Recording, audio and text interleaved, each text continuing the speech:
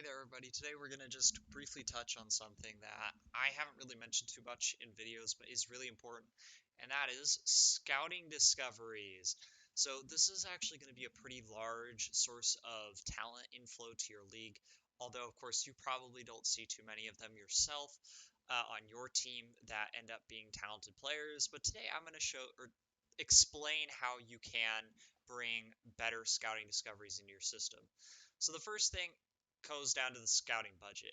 And this is something that uh, I have, of course, talked about on my scouting video that you don't really need to run a very large scouting budget. But the thing is, international discoveries or scouting discoveries are influenced by uh, international scouting budgets. So essentially, the higher this budget is, the better the quality of your scouting discoveries.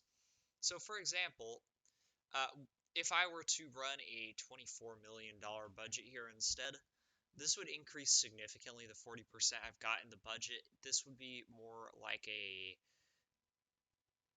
$10 million in international scouting, which would allow me to have higher quality scouting discoveries on average. Now, it doesn't mean I'm going to be cranking out superstars. It's still very luck dependent, but it will allow me to improve that. So essentially, I would recommend if you are a big budget team to still be maxing out the scouting budget and then to change your sliders around. So rather than doing my 8, 20, 30, 42 splits, which I don't actually quite have here, uh, I would recommend going more like a 3, 12, 22, 63 split. And this split is going to just further increase the quality of your scouting discoveries while you're still getting better accuracy overall from the other areas, which is, of course, more than you need. Um, so ultimately, the effect that this is going to have in your organization is just bringing in occasional high-end talent and slightly more mid-tier talent guys like this Hector Tarafa guy that I have evidently discovered in this game. So yeah, I mean, again, it's not that big of a boost.